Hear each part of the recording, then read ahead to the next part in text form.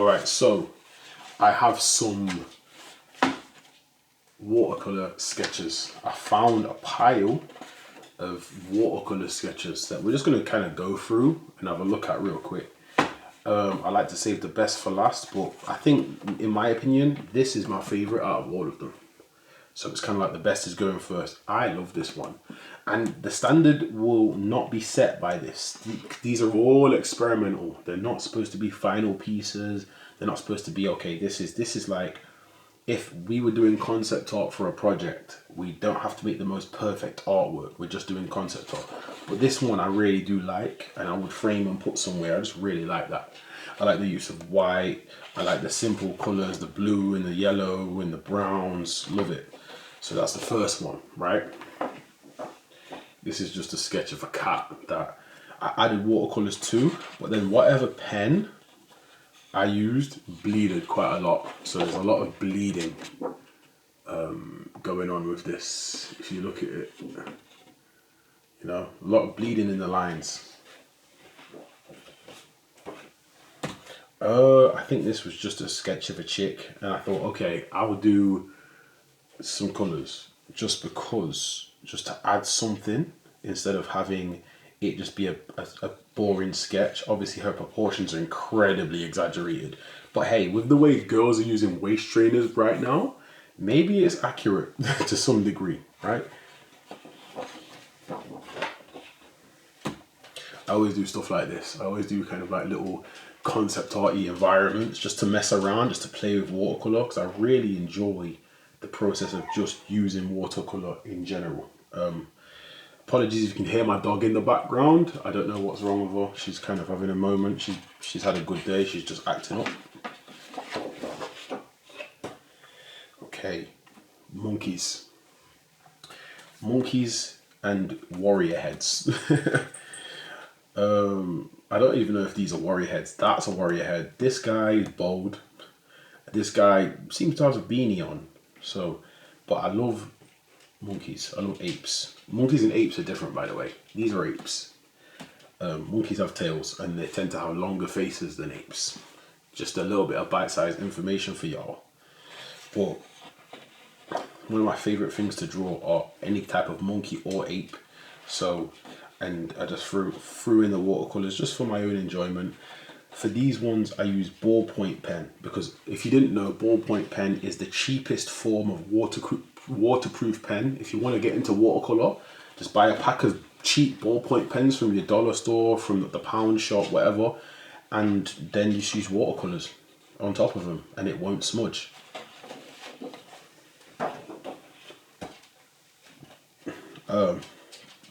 Never liked this because I think I completely messed it up. The hand proportions are all crazy and stuff. Look at the hand. I still kind of like the concept, so I kept it. I didn't throw it away. I tend to not throw my failures away. I tend to keep them. Different feeling for this one. Love this. It gives me a very classic Metal Gear Solid vibe. A very kind of bleedy watercolor, bleedy ink vibe. Really, really love it. Plus, I love drawing robots, people in armor, stuff like that. This is not a watercolor sketch. This was going to be a watercolor sketch. I don't know how you can see it. The lines are pretty faint. This might end up being a future video where we get a waterproof pen and we draw over it. Whether it's we do it in ballpoint or some other waterproof pen, and then we paint it in watercolor on camera, maybe. All right, so because I use blue line, I don't know how faint these will be, but so I'm very much a Afrocentric artist. I do a lot of black characters, as you can see, and you know, black girl, guy with dreads or braids, Hulk. Love Hulk, always loved Hulk. So that's all that came down to.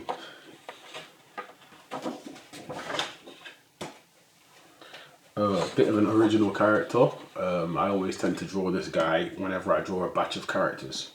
So this was a version of him. I never really liked this drawing, but now it's starting to grow on me a little bit, but still not a big fan of it. But I like the outfit. If you know, you know. He looks a little bit odd because I've drawn him in like a comic booky style with a big chin. But this is Madara from Naruto. my favourite villain in the show.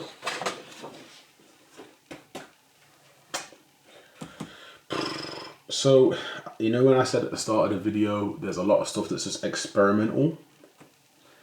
If you can see, this basically has super faint lines, so you lose so much because it doesn't have any structure. It just looks like little kind of like soft blotches of colour. If you really look at it, if you really zoomed in, you could see the details, but at the same time, I probably should have went back in with ballpoint pen to make it more clear, but because the pose is so static and it's such a basic drawing, I just wasn't that interested. This one's just not finished. I think I got what I wanted out of it in terms of conceptually. I think I just wanted to do like a cheeky looking black girl with kind of like dreads or braids and then a ponytail. And that's, you know, I achieved that. I just didn't want to kind of spend too much time on it. And that's kind of the story of my life, is I'm very cognizant of time. I very much think about time over like having all these polished images. I'd rather have a bunch of images, a bunch of ideas explored, than a bunch of like, oh yeah, I really polished this, I spent a day on this. When I was younger, I cared about that, but now I care more about being productive. So I don't really care about finishing everything. Same again, look, time efficiency. I just wanted to get some colours down and mess around with these kind of watercolours that weren't the same as the normal set. That's why this isn't so smooth, because I was messing around with a certain set of watercolours that don't paint as smooth as the others. Love this. So this was done in a coffee shop, actually.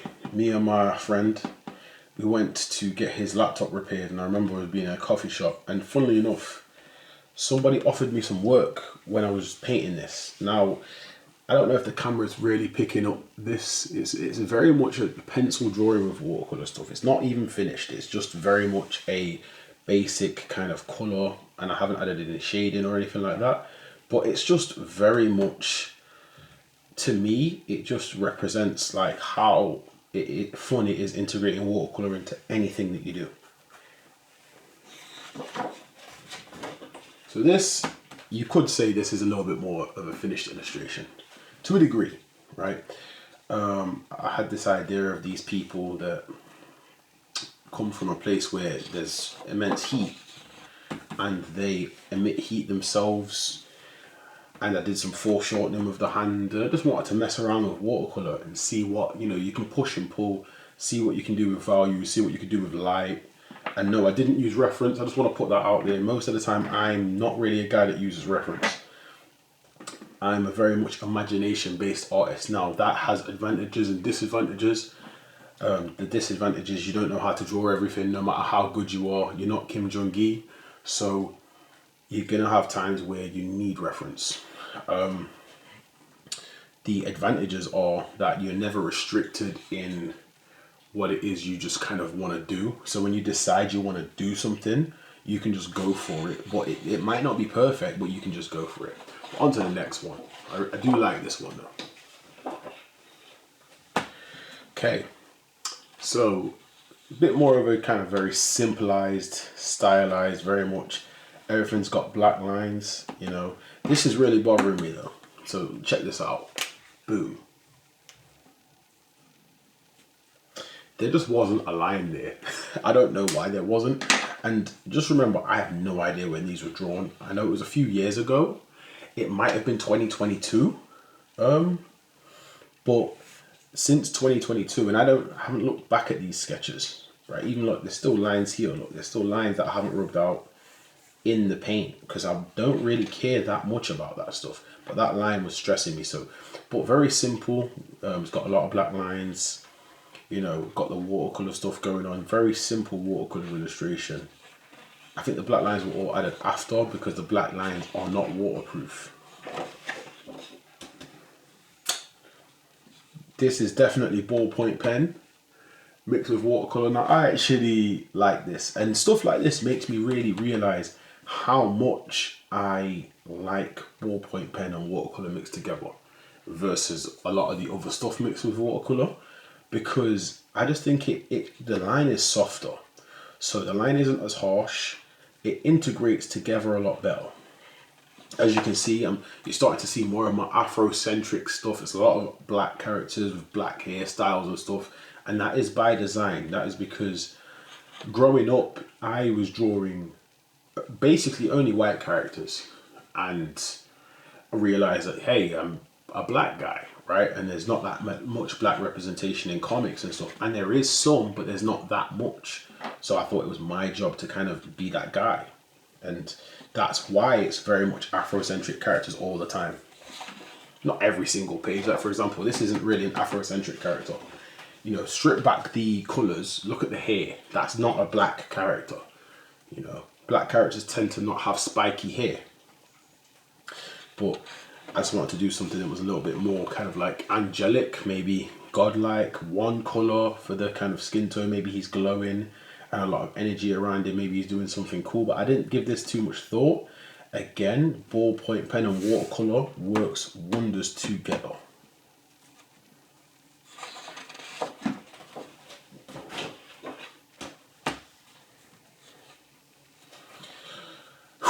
It's like I'm repeating myself, but hey, more black guys, more black characters, more black watercolor sketches, more messing around with value. You know, it's my go-to. I just kind of go to, as I said. I've said this before, but I'll say it today. My default drawing is a male figure because I wanted to draw comics, and